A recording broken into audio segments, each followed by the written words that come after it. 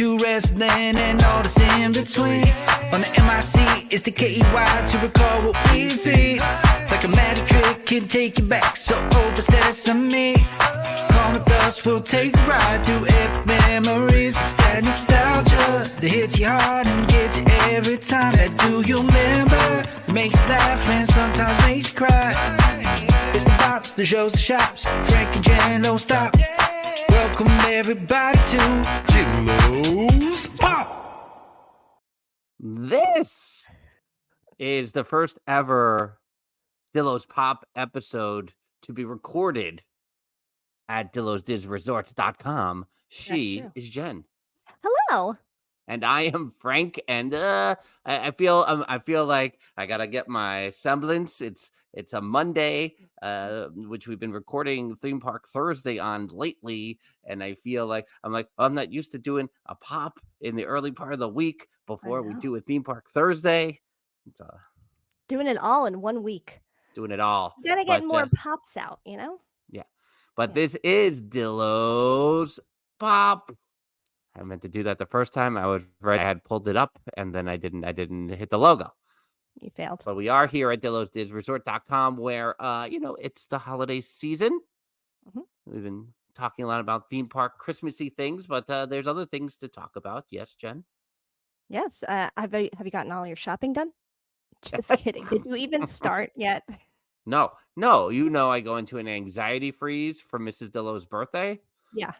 Where I just don't know what to do. And now that has passed. Mm-hmm. So now I can focus on that. But in 2 weeks, you'll ask me the question again, and I will say, well, I've been in an anxiety freeze from Mrs. Dillo's birthday. But now that it's 3 weeks past, here we are. And that's what you do. Jen, you with the shopping? I'm almost done. Thank you very much. Disgusting. Listen, this is what happens. No, it's because you don't want to do Christmas before Thanksgiving, so that way you get your shopping done. No, last year I think because I hear about these people who shop throughout the year. I can't do it. I don't trust that my kids will be into the things that they're into in April and whatever. And so last year I think I started a little bit early. Like I started seeing things here and there. I was like, that's probably a safe bet. This year, I did not start until I went along with the rest of the world for the Black Friday and the Cyber Monday and the what did you call Saturday last week? The Scoop Saturday. Scoop Saturday. No, it's Small Business Saturday. It's Scoop Sunday. Right. Yeah, I did them all. So that's where I was getting most of the things done. I mean, there's still the people on the list and a few items here and there, but overall, it's pretty good. Pretty good. So, you mentioned a key thing that I think will lead us into this episode here, which is you don't know if your kids are going to be into the things by the time Christmas rolls around. Right. So we're here to talk about the things today. Yes. And the things that are in our lives. We have a guest that it's shocking that this guest has not been on up until this point. Mm-hmm. And I think we will be talking about at least a good 40 years worth of the things that happen around the holidays. But Jen, I'm going to leave it to you to deliver the proper introduction since you have more of the history. Yeah. Also, I believe there will be portions of this episode where I'm just sort of silent because I predict the two of you will probably be, in the best way, nerding out over similar toys that you probably loved growing up. But on this podcast, especially in this resort here, we often discuss how I don't tell people in real life that I do any kind of podcasting, that I'm anywhere on social media. I like to pretend I'm just a regular person, guys. But I don't really like to get into it. However, we met some people when the 6-year-old was in pre-K. They too have a 6-year-old in pre-K at the time. And some other parents, it's kind of hard as a parent to make friends. Certain parents you kind of just click with, and these were some people that were like, wait, I think this could be something here. So we have become friends over the last few years, and Matt, one half of this couple, has like it belongs in Mama and Papa Dillo's attic, I think. Hmm. He Hmm. has a plethora, a collection of just so many things that are toy related, comic book related, and so much of it being speaks to our nostalgic soul, but Hmm. just vintage toys, even though it wasn't that long ago. Anyway, I'm rambling. Let's get him on because he can talk more about it. Please welcome from Mom and Pop Culture Collection. It's Matt. Matt, Woohoo! welcome. Hey, Here he is. let's Hi. talk about some things. Let's Talk talk about about the things. things. I love Let's talk talking about about the all the things. things. I'm like, there's things and there's this, and then we're just gonna talk about it. We're gonna talk about all the things. Let's get started. Thanks for having me. This is Yeah. awesome. I'm Matt. Thanks for being here, Jen. I was so transfixed on your intro, I forgot to bring Matt into the screen. I know. I was like, so you're not gonna even hit it for me? I gotta do this, No, and you I gotta gotta do it hit all. the You're doing all the intro today. Yeah, God, I'm just sweating. Matt, how's it going? It's going fantastic. Fantastic. Recently started my business, Mom Pop Culture Collectibles. Look at that new mompopculture.com. shirt he's got on. Look at that. Yeah, rocking it, Yes. rocking it. Nice. Nice. No, I like it. Just getting started. With it. It's been a blast so far. It's crazy. It's time consuming, but it's so much fun. I'm just immersed in all the pop culture and the nostalgia, the comic books and the figures and all of it. It's just all of the things. oh, look at that. Yeah, Yeah, look at that. that looks We got familiar. we got you Insta page here. Direct links and stuff. I felt very honored because Matt's basement is the hub of all this goodness. And one day he was like, "Hey, did you want to check it out?" And I was like, "What? I get to see everything?" And it's awesome. And I was like, I could sit down here and probably ask you 100 questions. And at that moment in my head was like, well, you'll just come on the podcast and I'm just going to do it that way. Okay, we'll save that. Well, the problem with asking me 100 questions is I'm going to give you like 300 answers, if not more. Yes. Just because I just start blubbering at the mouth. So if yeah, as someone who, both of us hoard everything we've ever owned in our life, in terms of toys and collectibles and magazines and programs and books or whatever. It just keeps going. Yeah. Would you say that is how it started for you? Did you keep everything from when you were a kid and brought it into adulthood, or did you have to go back and start over? Yes and no. My mom had a very strict rule growing up. If you haven't touched it in a year, it's going to someone who would appreciate it. And you get to a certain age and you're just not into action figures anymore. And I was spoiled as a child. I had something from almost every single line. I could just go on and on and on with all the different lines. The main four being G.I. Joe, Thundercats, Transformers, He-Man. Those are my big ones. Turtles. I guess the Turtles came in a little after that. But I had just from everything. But the only thing I was able to hold on to were my G.I. Joes. I'm like, you touch my G.I. Joes and that's it. I will disown you as a parent. But it started earlier than that with my brothers, I guess. My brothers are 6 and 7 years older than me. My sister's 5 years older than me. So I got a lot of hand-me-downs from them. So I got a lot of the older Joes. And I would get all the boys' toys, like the boys' versions, like Strawberry Shortcake. I would any of the boys that were in that, so I could play with my sister. Ken doll here or there. But anything. I was just into it all. G.I. Joe was my favorite, obviously, if I kept all those toys. Here comes Frank's memories. So lately, Matt, my algorithms on the social media have been all G.I. Joe related, as if the social medias know that, and we'll get into the other one I kind of gave up more recently. But when I was a kid, it was all the G.I. Joes that I turned over to a younger family member. All the vehicles, all the figures, the pit, all the Cobra gear, everything. It all went. And it's not that I immediately regretted my decision when I was 15 or 16, but pretty sure that was the case. Well, you probably weren't too into them anymore, but you still, how do you let them go. You invested so much time in those toys, all that time. Every little nick, every little ding on every single figure, every lost accessory, every bent flagpole, whatever it was, like the crotchless Joes. I'm sure you had some crotchless Joes and some thumbless Joes and all that stuff, but that meant that was your Joe now. My beachhead doesn't have a thumb and a crotch, but that's my beachhead. Different than your beachhead. So, all right, you're saying 3 different things here that I want to talk about. But all of it is just going to upset me. I think this is going to bring up a lot of emotions in you. So, because I'll focus on G.I. Joes, not because of me, but because that was your core toy collecting when you were a child.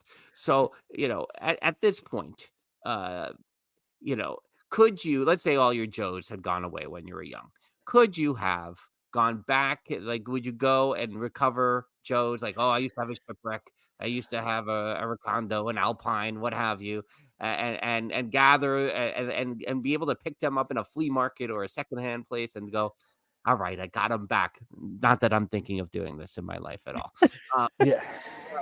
Also, secondary to that, they've been re-releasing a lot of, whether it's the 40th anniversary or the bigger figures or what have you.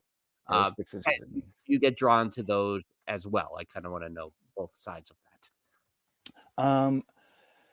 No, I don't pursue them. Well, I guess I do and I don't. Having this business is a great opportunity to get all that stuff, but and have like a rotating collection of that stuff, but not permanently own it for any reason. I don't have like that completion bug that I used to have. Like if I get one from a line, I have to get them all, and that was a big thing. So I've come to terms with my collecting. There's been so many stages, and I get into things, I get out of things. I was a huge Hellboy fan for the longest time, and I just the love for it just kind of faded a little bit. So I'm all over the place with this. So am I. Matt. That's what we do here. It's tough to answer linearly. No, it's only tangents. Yeah, it's. I still do collect, but I kind of let my collections come to me. I don't pursue them. Like I have an insane Pez collection, but I don't say I have to have that Pez dispenser and go out and get that Pez dispenser. If I see a collection that's at a decent price and it's got some that I don't have, then I will get it. Because a lot of times if you want something and it either let it pass by or it slips by, it's always going to come back. I worked at a comic book store for about 15 years. I started when I was 13 working for comic books. And the one thing I would tell everybody is don't be upset if you have to pass on something or if something slips by. It will come back. It will come back. It's just look at all the content that is out there. Look at all the stuff. And this is back in the late 90s, early 2000s when they didn't have as much stuff as they have now. I mean, it's overwhelming to the point where I don't do different scales of action figures. I only collect the 3 3/4 or the 4-inch or, the 1/18 scale. There's a lot of nice 6-inch and 7-inch and 12-inch figures out there, but I just can't. I'd be all over the place. I wouldn't know what to do. So there you go. I just stick with the one thing. I stick with those figures. I stick with the Pez, the comic books, and then everything else is just, like I said, a rotating stock for my store. Some of this seems healthy, Matt, and we're not. I don't think we're in a healthy mindset of how not to hoard. We try, kind of. We know. Anyway, how much of your collection would you say is like, I'm not letting go of this part of my collection? Everything else, I'm okay if I end up selling that, if it goes to find another home, whatever the case may be, but not this. Like, how much would you say is that for you? Very little. Like my Joes, I'm going back and forth because they're all they're all separated. They have their original accessories, whatever was left of them. But I don't. I'm trying to quantify it. I don't feel like I need it anymore. I'm very OCD, and just having all the different collections. I didn't streamline it, and it's blossomed into this crazy massive thing that I almost don't know what to do with. And that's where the store came from. It came out of, I don't want to say necessity, but the idea blossomed out of just, what do I do with all this stuff when I say I don't want it anymore? And there's been a couple of things that I've sold that I'm like, I say immediately, I'm like, I don't want to sell that. Like, I want to keep that, but I'm happy that it's going to someone else. And hopefully, I don't know if I'll ever know if it'll ever come back to me, but hopefully this next person puts an even bigger smile on their face. And that's what all this stuff is about. It's just, it's the joy. It's the joy. For me, it's not about the hoarding and the collecting and the piling and the collating, which is fun. It's about the joy that it brings. And if I'm not getting joy out of it, what am I doing? What am I doing? I'm overwhelming myself. Like, yeah, I see all the sales that are happening at, the Black Friday, Cyber Monday, and all that stuff. And it's like, oh, that's a nice price for that figure. I don't have that figure in my collection. All right. If I spent half the time I spend looking at all these awesome deals of stuff that I do want, if I spend half that time doing the stuff I want to do with the stuff I already have, I would be enjoying the stuff I have a lot more. So stop trying to want more, stop trying to hoard more, and just enjoy what you have, be thankful for what you have, and really just enjoy it. Enjoy it. I love action figure photography. If you look at my Instagram, you see a lot of that stuff. I just enjoy the posing and getting the angles, and what can I do? What funny things can I do with these two guys? Take a G.I. Joe and take a He-Man, or not He-Man, because I don't have any He-Man in that scale, but you know what I'm saying, Star Wars and a Jurassic Park, and what crazy things can you do with it, or funny things, or what adventure can you evoke, and it just all snowballs from there. It's like, oh, I could do that with that and that and that and that, and then boom, there's the joy. There's the joy I'm talking about. And so if a lot of this stuff, if I can bring joy to other people and have, maintain a business on also, that's a pretty important part of it. Then awesome. I'm happy. Yeah. Now, Lewis is here. Yeah, he's bringing up that's a really interesting way of looking at it from a person selling collectibles. I think this is why, like, Jen and I can't sell collectibles, just because we can't let it go. Where we want to hold on to a large percentage of it, and we want all the joy. Yeah. Even if it's sitting in an attic somewhere or a storage unit, or right. Take one of those toys that's sitting in the box and just plop it next to your computer and see how much fun you start having with it. That you didn't that you can't possibly have if it's just sitting in a box. Yeah. Just take one. You have Migos, right, Frank? Migos sitting there. It's funny that you mentioned that. It's right here. The penguin right there. Yeah. I mean, What, did you guys talk before this? What just happened? He just knew. He knew it. That's awesome. That's awesome. See? You can't enjoy those if those are in a box.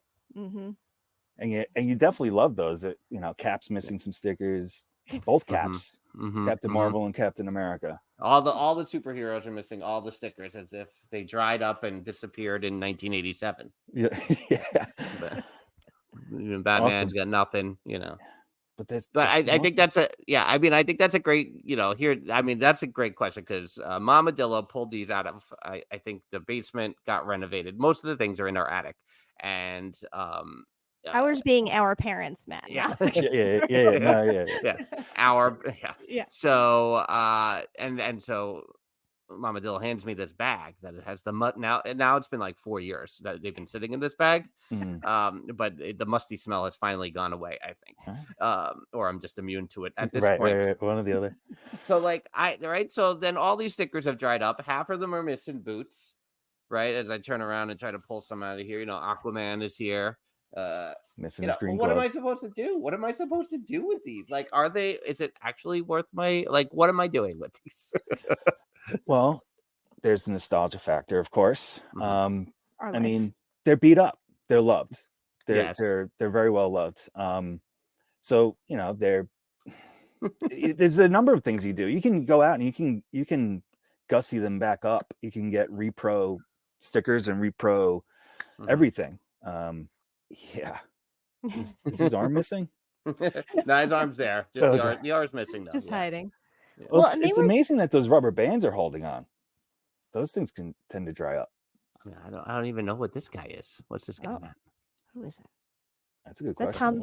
That's like Freddie Mercury. Or that might be a like a Steve Austin villain or something. Oh, or maybe Big Jim, maybe. Oh, wait. I think Lewis just mentioned Big Jim. Lewis, is this Big Jim? Oh, can you confirm, Lewis? Interesting. Big Jim was a big competition for G.I. Joe out there. Lewis can confirm. If Lewis can confirm that's Big Jim, he might have something in his mailbox come Christmas. Nice. What am I going to do with Big Jim?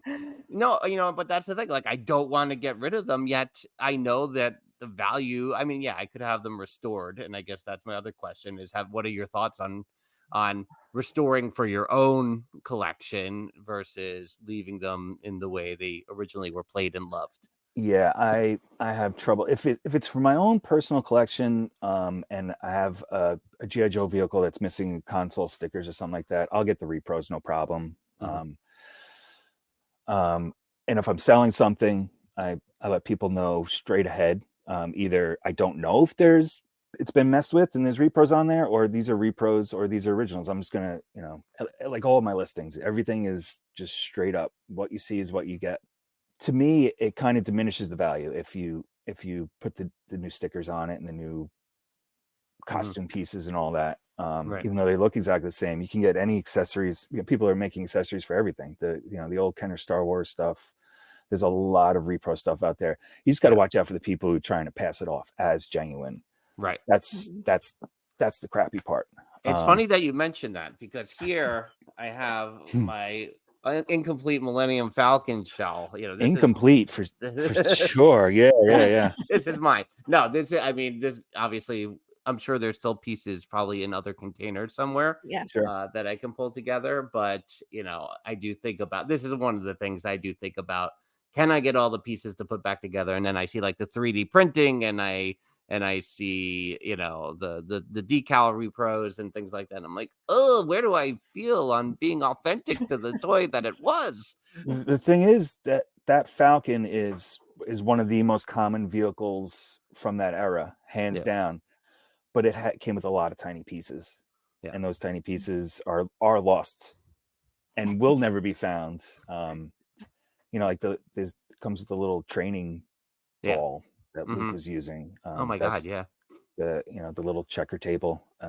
People are going to yell at me because it's not checkers. I know it's not checkers. I just forget what the name is right now. They'll drop it in the chat. I'm not going to say it. I should have it on the ready, but yeah. Losing nerd cred as we speak. But yeah, no, I for my personal collection, I have no problem if I'm going to be displaying it. But yeah, to me, it does diminish it. It diminishes it. But also, like I said, I have no problem with my beach head missing a thumb and missing the crotch piece, because that's my beach head. You know, I get a lot of collections with initials on the bottom of Happy Meal toys' feet, and you know, nail polish was a big thing to differentiate kids' collections. Nail polish on the bottom of feet. So I get a lot of He-Man with nail polish on the bottom. And to me, that's awesome, because that's someone else's childhood, and now you get to keep it going, kind of like Toy Story. You know, Toy Story 3, was it, when Andy's toys go to the little girl? Listen, first of all, I was just going to make that connection, Matt. I was going to say, you're talking in this very Andy Bonnie way, which I am understanding. But if you connect it to that, where Andy's passing off everything to Bonnie. Yeah. So what if a sticker is missing on the wall of the Sesame Street play set? That's just where it ended up. That's how it is. Every toy has a story. I love breathing life back into old play sets and toys and action figures. And part of that is renovating. You know, historians do it all the time with historical things. Why not do it with an action figure? So to answer your question, I don't have an answer. I go back and forth, back and forth. No, I hear you. I think I just to pivot, because we do want to like promote your business here. Take me into the early stages of how you decided to turn what you had into a business, and like the initial phases and the the current place that it's at. It's time to get nostalgic. Yes. Yeah. Especially nostalgic. My feature collection is VHS this week. I have a big VHS collection. I'm still in the middle of putting up, so there's not too many up there right now, but there will be a whole bunch by night's end. Yeah, I have my collection, and I was looking at it in terms of, if I ever move, what am I going to do? It's that big. It's just big. There's a lot to it. It's neat. It's organized, but it's huge. It's a beast. So if we move out, we're going to have to either have storage in the house or going to have to get storage, just, this is real life. You have to start thinking about it. And I had a lot of trouble thinking of ways of letting it go. And that's kind of where I did a lot of the soul searching of what does a collection mean to me? What am I collecting for? Am I collecting just to collect? That's crazy if that's it. That's hoarding. That's a nice way to say it. On compulsion. A nice way to say hoarding. Yeah. You have to recognize the compulsion, and if it's okay to feed it or not. How you deal with it. Everything's mental, and I find everything. How you deal with everything in life. It's all mental. It's how you approach everything. So, looking at the collection like that is like, well, I could sell it all. I could easily just sell it for a fraction of what I think I could get for it. But is it really, do I just need every possible penny I can pinch out of these things? Or is it, am I holding on to it? Like, I just kept going all over the place. I'm like, well, why can't I just take a stab at it? Maybe eBay. I started going back and forth to eBay. Do you do any of those auction sites? And then you just see the fees that they want to take out of you. It's like, well, then I might as well just sell it for a fraction of a price to a local store or something like that. Right. Like, what's the difference? It's quicker. There's a lot less work than doing eBay. And then I thought about going into business for myself, and I started thinking about brick and mortar and maybe just doing shows or all that stuff. And then I was like, I can start my own website. Can I start my own website? The brick and mortar is just, the overhead alone is staggering. And living on Long Island, everything costs a lot. The rent and cost of living and all that. So it's crazy. No business is instant. So there's going to be a long waiting period of being in brick and mortar and, twiddling my thumbs and wondering, am I doing the right thing and all that, and going back and forth. So it didn't take me very long to figure out that brick and mortar isn't necessarily my way to go. Kudos to all the people who do it. And I wish I could. Having 2 young kids, I can't devote time, the time it would take. As it is, I don't know that I really have all the time to devote to this business the way I would like to, but raising a family, and that's the priority. And I knew that going in, that has to be the priority. So basically I just, COVID being a factor to it, we got the ball rolling before COVID. But COVID really just sealed the deal, devoting time and finding the time and just pumping it into this. It's just getting started.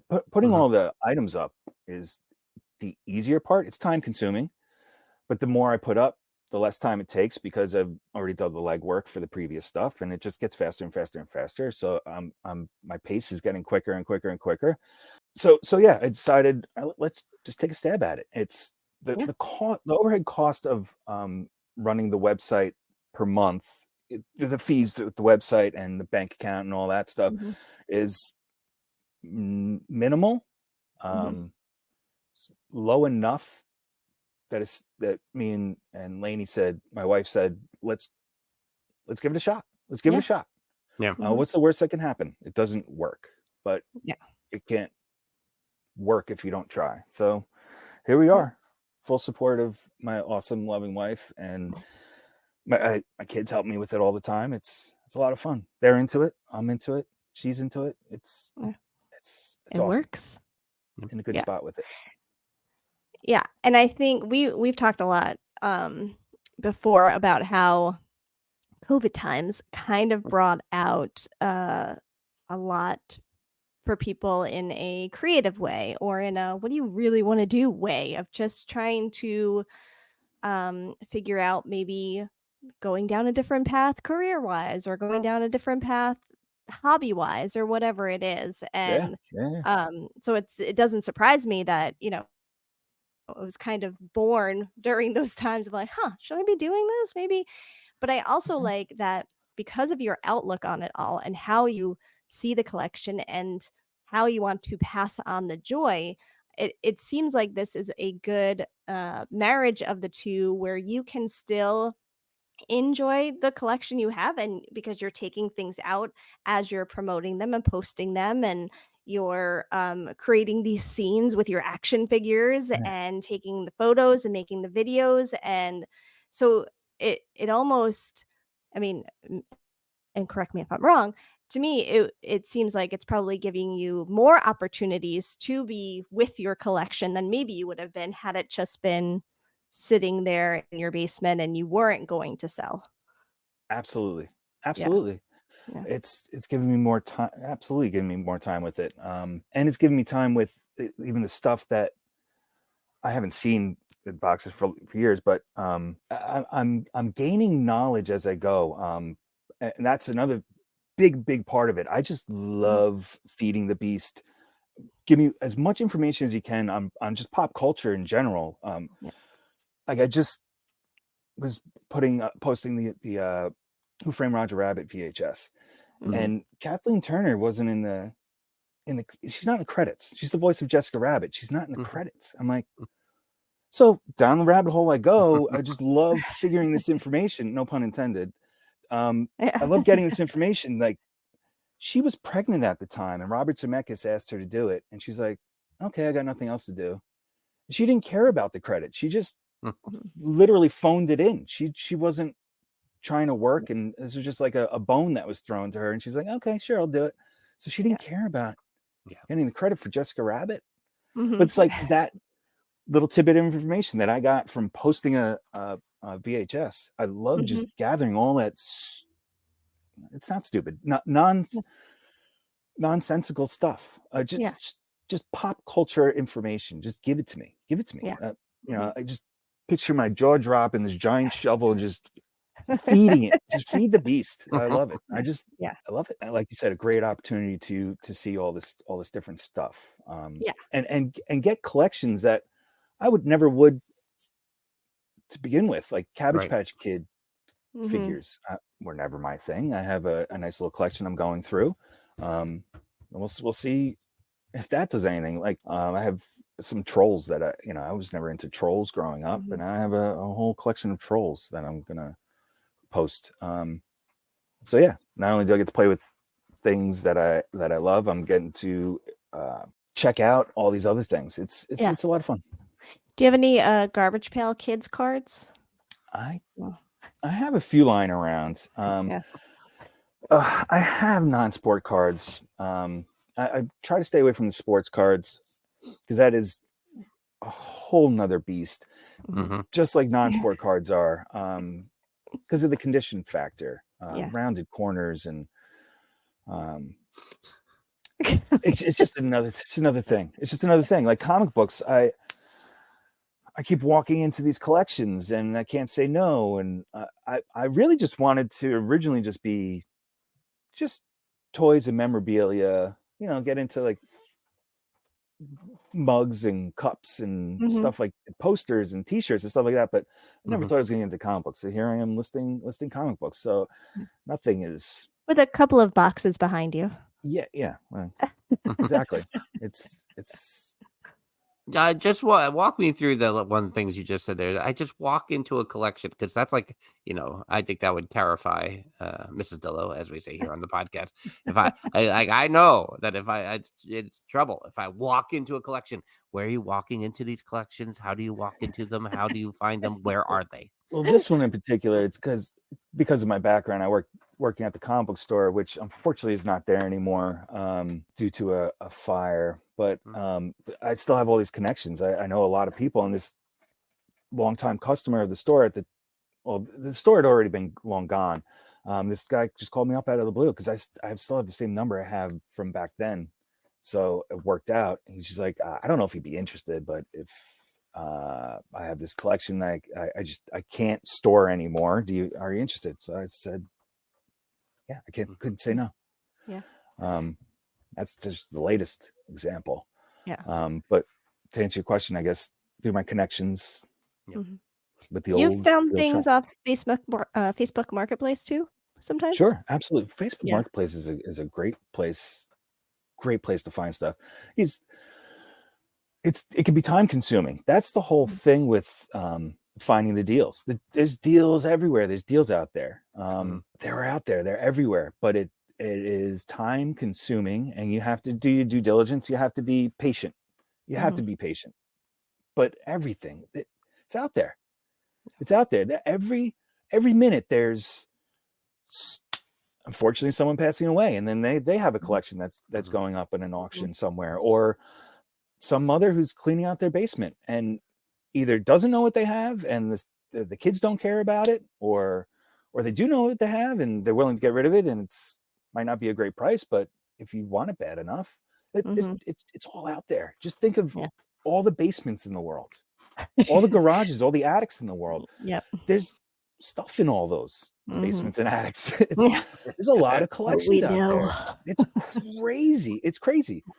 It will never stop unearthing all these collections, and with all this stuff that's coming, that's still coming down the pike. It's crazy. It's crazy, and people get in and out of collections left and right. So someone's really into Dragon Ball Z for a couple of months, and then they decide I'm not into it anymore, and they just dump it because they don't want it there anymore. They don't care, and some people, money isn't an object. It's just getting rid of stuff. Always, it sucks for the ex-boyfriends or ex-girlfriends, but you see a lot of exes just throwing stuff out there. It's like, Right. Like, if I don't take it, someone else is going to take it. All right. Yeah. But yeah, it's a lot of stuff out there, and there's a lot of ways to get stuff. There's a lot of shows, a lot of conventions. Well, yeah. I'm surprised. I'm happy, but I'm surprised at how many brick and mortars pop up on a regular basis. There's still people giving it a go. We just had a great one open up here in Astoria over here at the Museum of Nostalgia. Yes, that's all got great stuff over there. You should come out and check it out. It's really cool. Yeah, I see it on the Instagram all the time. That place looks awesome. Yeah. There's also a retro space. Oh yeah. Is that where is that? Where they have parts of it look like Saved by the Bell. Yes. And parts of it look like Back to the Future. And they have an employee who likes to wear glasses and a fanny pack all the time. These cool like 80s, 90s glasses. Yeah. Seems like a real character. But there's so many cool places. And the places like the museum or the places like the retro place that have that hook to get you in there. And the retro place, they don't, obviously sales are important to business, but they just like talking about stuff. So there are more people out there like me that just enjoy it, love talking about it, enjoy it, love being surrounded by it, gathering the information of it all. It's great. Do you have any wrestling figures? I have 2 wrestling figures right now, and they are both posted on the site. And they're not old. Frank starts searching. There's a Sting from the WCW line. There's like 5-inch static rubber in action figures. And I have an Ultimate Warrior figure from one of the earlier Jack's Pacific lines, who's still doing it. They've been doing that the wrestling stuff for a very long time. No, so basically my toy, collection went from Star Wars, obviously, which none of it I have let go of ever, and into G.I. Joe, which I gave everything away during childhood, and then into the original LJN wrestling figures, which maybe about 15 years ago, I took a few that were my favorite out of the trash bag that they had been in for 20 years and then put the rest of the trash bag into the trash at Mama and Papa Dillo's. It's one of the great regrets I have. I must have been in a really bad mood that day. I don't know. So that the early 2000s, mid 2000s? Yeah, I think it was in the mid 2000s. Nice. That is Conan reference. one of the things, like even if it's, I have a friend who likes to restore LJN figures, so I have grabbed a couple back over the years, but I'm still working on those original those original LJNs, because just even holding them is like, ooh, that's it right there. That's awesome. That's fantastic. And Hot Rod, he's one of my all-time favorite wrestlers, one of my all-time favorite people. Yeah, just Rowdy Piper, personalities. Yeah, he's awesome. Totally. They live a classic. Jen, we haven't talked about, you talked about Garbage Pail Kids, but what would you deem to be your toy collection lineage over the years? I would say Cabbage Patch. I would say Strawberry Shortcake. I always look back fondly on my glowworm, but heck yeah. But yeah, Cabbage Patch and Strawberry Shortcake, I think, were really big. And then I was all in on Barbie. I mean, I was probably in on Barbie until I was like 12 or 13. I think that pretty much took me through. Those were the three biggest ones for me, probably. Do you remember the name of your first Cabbage Patch doll? No, but I think I should have it somewhere in the attic. I mean, I have the boy Cabbage Patch doll out here, which the 6-year-old doesn't pay much attention. Every time there's a Cabbage Patch, I'm like, look, 6-year-old Cabbage Patch. And she could care less about it. But I feel like I had 3, it was like a boy, a girl with pigtails, because I got them. I got the boy and the girl. It's a boy, Daddy. It's a boy. That's on a VHS tape as I'm opening on Christmas morning. Awesome. We'll have to post that video. And I feel like I got the boy and the girl, and then I got a double stroller, like Cabbage Patch stroller. Ooh, yeah, that's awesome. That's a winning Christmas right there. But I don't know the animal. Any of the animals? My sister had like a cat or something. Which I think it was a short-lived line. Yeah. You saying it brings up something, but I don't know. But then that also reminded me of Pound Puppies. I was big on the Pound Puppies as well. Pound Puppies. Yeah. Do you still have your primary Pound Puppy? It was brown and... I know, the brown and tan one. That could be in my attic too. I have a bag of stuffed animals that Papa Dillo won. Here, put it in your attic now. And I took some of the dolls out from there and some of the old stuffed animals, but maybe I left that one in there. I'll have to check. I still have my Pound Puppies. Yeah. And I have one big one and a couple of small ones, and the big one still has a collar that I sent away for. It says chocolate chip. Yes. It's brown with chocolate, brown with black spots. Very original. Yeah. Nate Hardy is here and at the resort, just arrived, and notices that Matt's background looks like his basement. I feel like they could be fast friends, Matt and Nate Hardy. Listen, I gave Nate Hardy the heads up that Matt was going to be here, because I was like, Nate, you're going to be all in. You guys could probably talk for hours about things, and I'd be like, what? Yeah. Now I'm in my head like, what other toys? But I might have to take a trip to my attic tomorrow while the kids are at school, because as soon as I open that attic, then can you bring something down for us? No, it's up here for a reason. Now, granted, a lot of what I've put up here, I should get rid of, because I still have all the infant things up there. But still, look at that, Matt. That one new newsletter. Awesome. The site newsletter. Love it. Awesome. Um, Awesome. I'm on Instagram all the time, so if you hit me up on that, we could definitely start some side chats. and then we're gonna be bad influences on Matt and get him on TikTok and all the places as well. Oh Yeah, I It's just time. I got all these things I'm trying to do, in not necessarily in an I don't have anything in order or anything, but I just all these boxes I'm trying to tick off Mhm. to get the site up and going and make it look like it's a reputable thing and not just something I threw together, which is exactly what I did. I'm learning as I go. Yeah. It's an adventure. It's a lot of fun. Yeah. But yeah. Oh, that's very cool. Do you have more toys back there? Yeah, I see No, you. I I have see you the going. the Lone Ranger without like the mask or the like. He's falling apart pretty good. Oh, Yeah, my it looks goodness. like this rubber band might be done. Yeah, I feel like something is. Where did Mama Dillo find these? So you know where all the bowling balls were in the crawl Sure. space in the Sure. basement restroom. You know how many Yes. bowling balls came out of there? Yep. I love how that started. I think it was. You know, well, the bowling balls are. And yes, well, I yeah, absolutely do. Iron Man with the nose. And then of course Punch from Chips. Nice. Eric Estrada right there. Yeah, Eric Estrada. So that was in that random bag many years ago, and I was like, it was an instant sense memory. I was like, okay, these toys, I haven't seen them in 35 years yet. I can't let go of them. Why? Because once you let go of them, that's admitting that you're an adult. Oh, yeah. It's admitting that you have to be grown up and you have to deal with grown-up things. Thank you, Matt. And you already have to do that, right? Mhm. How crappy is that? I being try an not adult.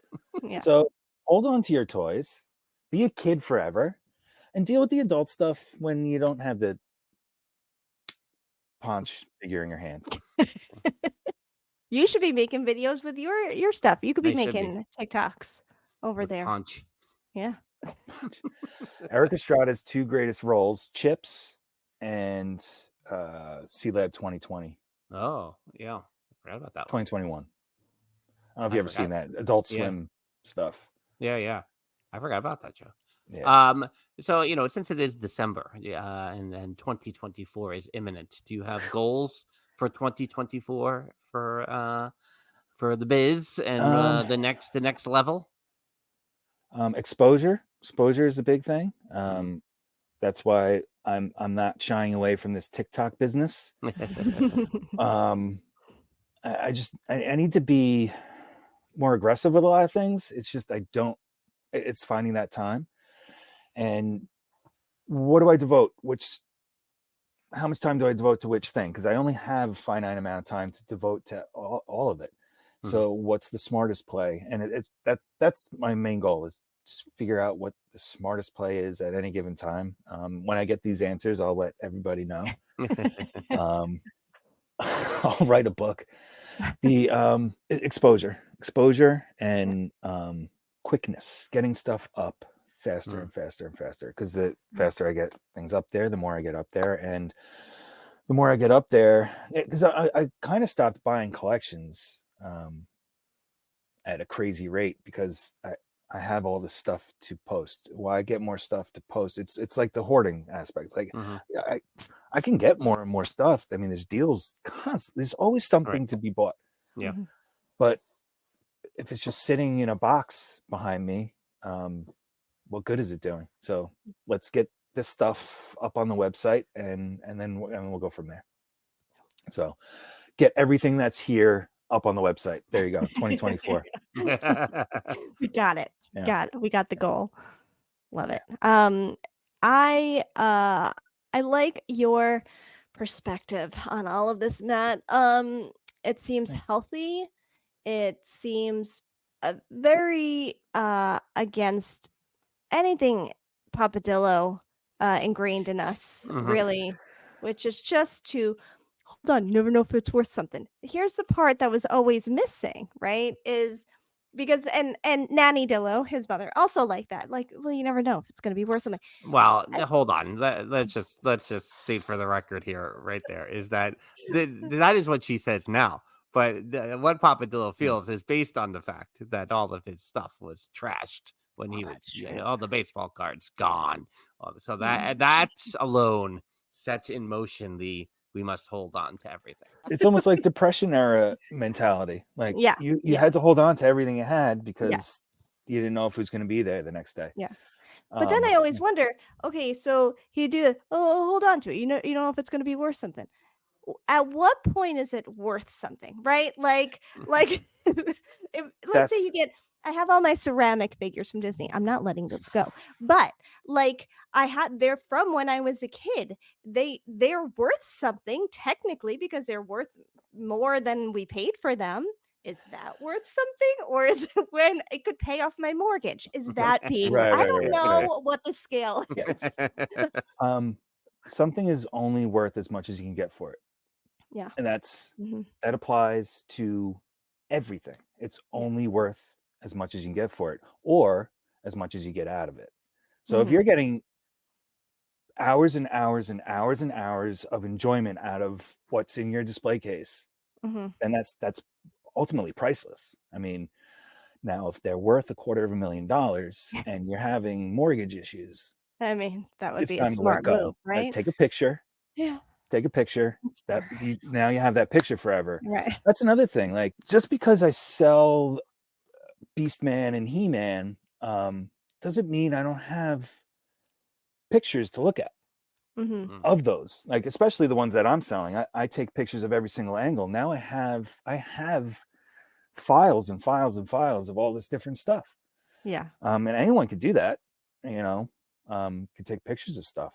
It's a great way to almost fill that feeling of I need it.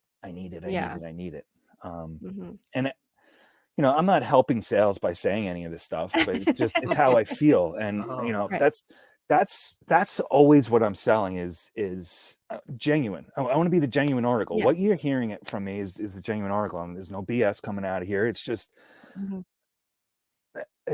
it's all what I've taken away from working at the comic shop. It's, this is what I could pay you for this. You might be able to get more for it down the road, but this is what I can give you. Now, do you want to lug it around, keep lugging it around and try and get a few dollars more? Or do you want to just be content with getting something for it? Yeah. Then it comes down to that. But something is only worth as much as you can get for it. Yeah. And if you're getting a lot out of it, then that's your answer. Well, and in terms of tying it to your business, everyone is collecting for different reasons too, right? So someone may see something on your site which triggers a memory, and that memory is worth everything, and they want what you have because it is bringing up so much nostalgia for them, and they're like, oh my god, I lost that, now I can replace it, finally, I've been looking for it. I see Frank has brought up the Smurfs on your site. Where are your Smurfs, Frank? I audibly gasped while Matt, because the Smurfs are definitely a unknown mystery in my toy collections over the years, because the aforementioned Nanny Dillo is where often my Smurfs lived. And so I would stay there on the weekends, and that is where like the Smurfs resided, because that's where the collection had room to grow. So, but it's definitely one of those things, like I don't know when it ended. I didn't know, but I know I had the mushroom houses, and I knew I had a lot of these figures you're seeing here. But that is an unknown mystery of, did they go away? Are they hidden somewhere in the bowels of Nanny Dillo's home? Are they in one of the 2 storage units that are in the family name? They're not in the attic, I believe. No, they're not in the attic. But they're not with the bowling balls. That's been decided. Correct. It's been decided, not with the bowling balls. But then, you heard me audibly gasp while Matt was talking, because a couple of these Smurfs, I just went, "Oh, where are these?" I was gonna say, you never know where these things end up. Like my Garbage Pail Kid collection, I had like a stack of them like this. I used to keep a rubber band around them. Who keeps rubber bands around the cards? Yeah.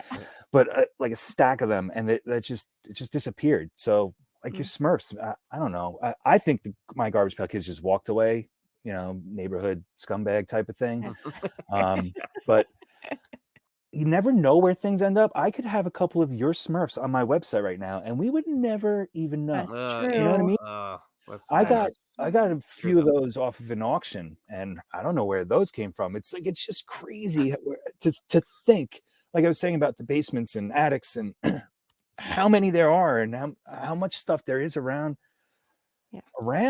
And who Matt, knows? are you telling me I can get this mushroom house for $99? Like if I could find the mushroom house from the Smurfs, this is what they're going for? This one has a box, so that's a big part of the price. Fine. The box isn't in great shape, but it's a box, and it's complete. The mushroom house is missing one piece. It's missing I think the flower box in the top window, but it's all like, but it still has the tiny little yellow key in the front door, and it has all the window panes, the window sills and all that stuff. So all of that is a factor. So Matt, I enjoy when I put the mouse arrow over the picture that it changes angles. I like that. I was noticing that too. Well, that's so fancy. Thank you. I went back and forth on that, and because I enjoy it, I love that.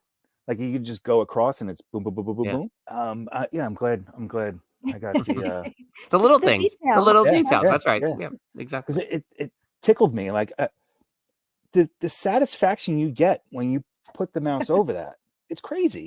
That's cool. It's just look at those angles. Something in it. It's pretty crazy. So I put a lot of thought also into what the first picture is going to be and what the second picture is going to be. First picture, I want it to be basically the whole thing. Yeah. So you know what you're getting. Like, at first I was taking all my action figures and I was doing these cool poses and like close-ups and stuff. And I'm like, that looks cool, but you're not seeing the whole product. So I'm getting too crazy with it. So first picture will be just the figure from head to toe, any accessories that it might come with. And then the second picture can be a like cool Spider-Man with his doing his spider thing. Yeah.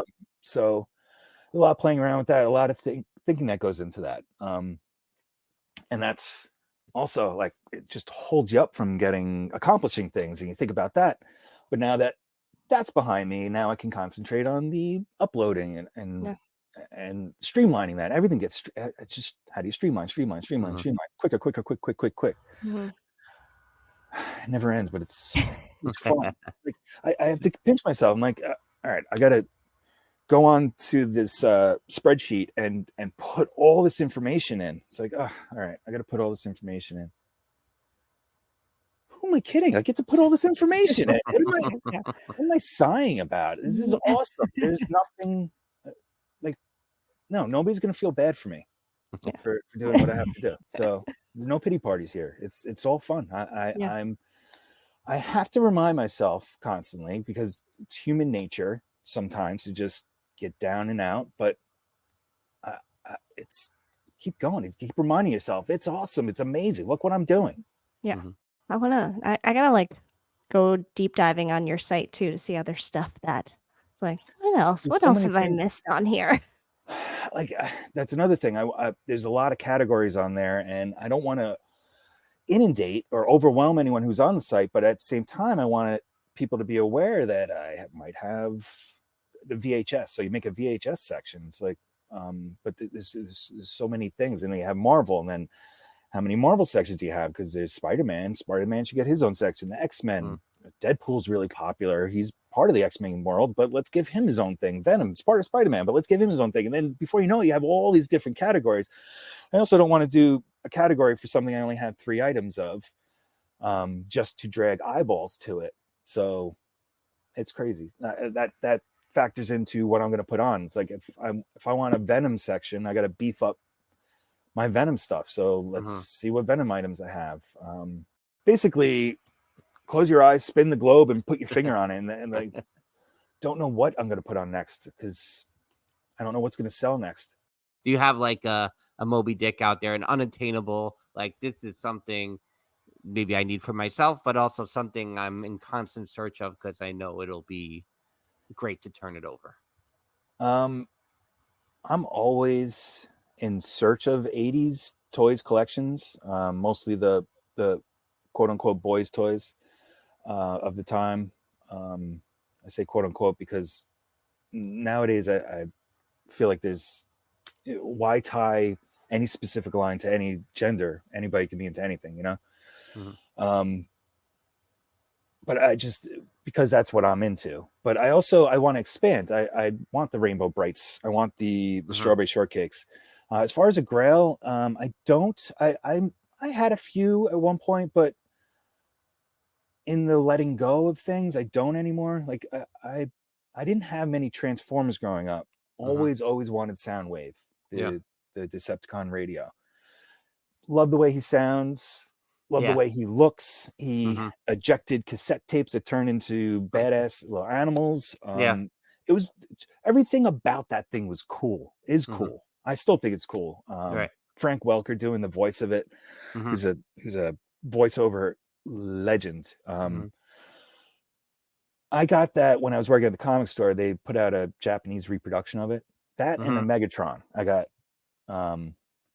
But I feel weird having the Megatron because it's, you know, he's just a gun nowadays, and even I don't know. I get less and less into anything like the violence. I'm into the movies, which are violent. I'm into the shows, the cartoons, and all that stuff. But that's fantasy. I like keeping fantasy and fantasy. And then when you have the Transformer gun, I don't know. But the Megatron is actually it's a cool piece because it's a reproduction of the original, which came with pellets. It's spring loaded and it came with pellets. So this was reproduced that way, and they couldn't ship it into the States in a single package. The pellets had to be shipped separate from the spring loaded toy. Oh, interesting. Because at that point, you know, we had done away with a lot of the choking hazard spring loaded stuff. Yeah. Interesting. Yeah. And then I guess besides your Grail, your Moby Dick, on the flip side, give me like 3 items that we would have to pry from your cold dead hands to get out of your collection. Wow. That's tough. I have a couple of cool comic books. Okay, I can actually tell you the pride of my entire collection, which we didn't even get into. I used to do a lot of conventions before San Diego Comic-Con made conventions this grand spectacle for the entertainment industry. When comic conventions were more like comic conventions, it was, you know, everyone nerding out for the sake of nerding out and geeking out, and comics were the main thing, and then anything related to comic books, not just entertainment. I'm not getting on a soapbox. I think where things have gone is amazing, and you know, the industry wouldn't be what it is, and might possibly, the comic industry might have disappeared if not for the Marvel movies alone. But that being said, I used to take blank sketchbooks and bring them around to the conventions and have the comic artists fill them out. And I have a few sketchbooks with, you know, one of a kind pieces of artwork that I commissioned directly from the artists. Some of them drawn right in front of me. I have a good buddy that we used to go to all the conventions, and we hit them all up and became fast friends with a lot of the artists and the writers, and had a lot of cool opportunities with those, you know, hanging out with Peter Mayhew and Kevin Eastman, and opportunities that just wouldn't have happened unless, you know, you go to these conventions. So those sketchbooks, I think, would be it. Because anything else can be replaced. Besides my G.I. Joe collection, like I said, I still have it, but at the same time, I'm going back and forth with restoring the dried up rubber bands and putting them up on the site, because it's a huge draw. Those are big ticket items. So no, like I said, it's crazy how my algorithm has changed to torture me lately, and he says, like, I just feel, but seeing all of it, I'm like, wow, I didn't realize like people are really like, you know, and it was definitely cool back then, and because there was just so many of them, and the artwork on the you know, the backing card, like all of that stuff was so, you know, it's such a full sensory experience in some ways. Absolutely. That, you know, you read the little file on them, you get the artwork, you got the figure, you know, it was so it's cool. I mean, and you know, there's toys like this for everybody, sure, like Star Wars toys are for me, but I think it's G.I. Joe's deeper than I thought it was, I guess, is what I'm saying. Well, they really it's like Pokemon almost took a page from their book. G.I. Joe had so much. They not only did they have someone from every country, they had someone from every state, and they were just represented so much, and the races and religions and all of it. They just, anybody could be a G.I. Joe. When you look at a lot of the comic books from the 80s and 70s and 80s, it's very whitewashed, and action figures and toy lines reflected that. Yeah. If you were a black kid into Star Wars, you had Lando Calrissian and you had the Bespin Guard. Right. If you're lucky enough to find that one, it's there's a lot more representation now, but G.I. Joe always seemed to embrace that. They always seem to embrace that. Every walk of life was captured with G.I. Joe. I think Larry Hama is a big reason behind a lot of that, but I think that's why G.I. Joe resonates with a lot of people. And just cool looking characters. I mean, the designs on them were amazing. Are amazing. And they breathed life into each figure. It wasn't, let's just make a character throw a backpack and a gun in their hand and give them a cool name. They breathed life into these characters. Like, they all had first and last names. They had hometowns. They had, Roblox was from Louisiana, and he loved to, or was that Gung Ho? I'm just gonna stop talking because I don't want someone. No, Gung Ho wasn't Gung Ho from Ohio? I thought, but Roblox. I mean, I don't know. Now we're gonna go down a rabbit hole of remember where G.I. Joes are from. There's talk of Gumbo, and I can't remember if it's Roblox or Gung Ho. Yeah. Anyway, but that's what I'm saying. There's just so much to it. Whereas Transformers was kind of cookie cutter. There wasn't any crazy personalities. Like Optimus Prime is to me one of the greatest heroic leaders that has come out of entertainment. He's just amazing. He's just like he's a cartoon character, but I'm behind him. Whatever you say, man, you've got me going. But to me, they didn't have the large range of personalities that G.I. Joe does. And they had so many. Thundercats, cool personalities and all that, and different characters, but it wasn't large lines. G.I. Joe was huge. It was vast, and it lasted for years. They kept it going. Just to confirm that from that Gung Ho is from Louisiana, and I'll tell you why I thought he was from Ohio in a second. But Roblox is from Mississippi. Okay, there we go. Thank you.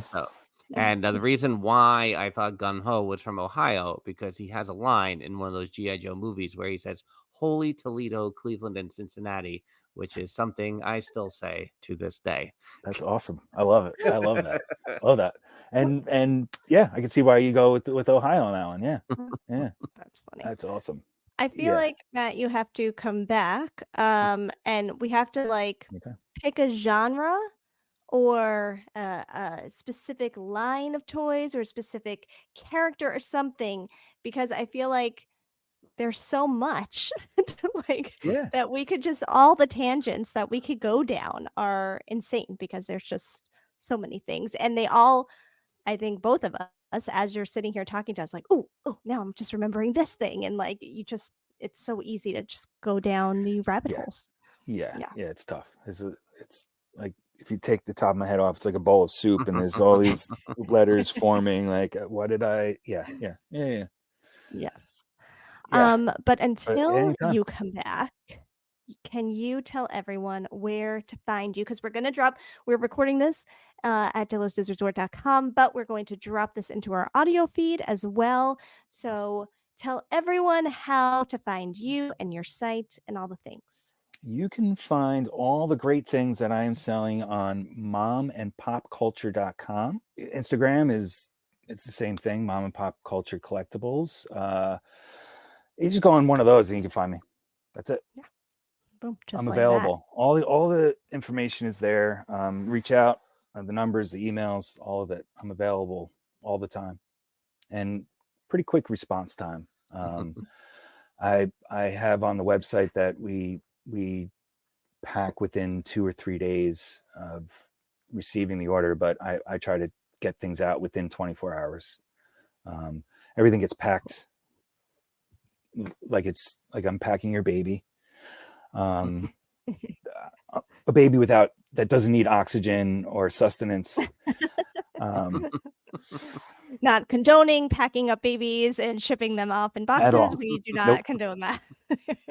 No, Cabbage Patch Kids. But no, check it out. Go to the website. There's something on there for everybody. There's something for everybody on that website. And I know it's me, but I like to think that my prices are fair. I try to be right there in the middle. If something is not in great shape, it's dumped in the 99-cent bin. I throw a lot of things in 99-cent bin that aren't in great shape, but maybe people have a hole in their collection and they need it to just sit there as a filler, or there's a lot of people that like to remodel things or use it for customs. Customs are a big thing. So there's something on there for everybody. So check it out. mompopculture.com. Love it. All right. Well, we'll wrap things up here at DillosDizResort.com. Thanks to everyone in the chat for hanging out. Share pictures of your toys in the future, and we'll pass them along to Matt, or just hit him up directly on the Instas. Until next time, which will probably be sooner than we think. That's Matt, and that's Jen.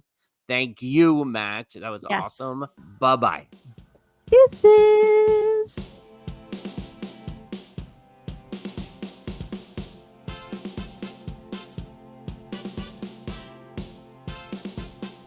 For your one-stop shop for all things Dillos, visit DillosDiz.com.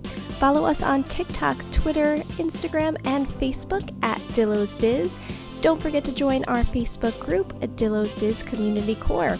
We have plenty to see over at youtube.com/DillosDiz. Remember to hit that subscribe button. We'd love to have you check into DillosDizResort.com with tiers starting as low as $1. Dillos Diz Podcast 2023.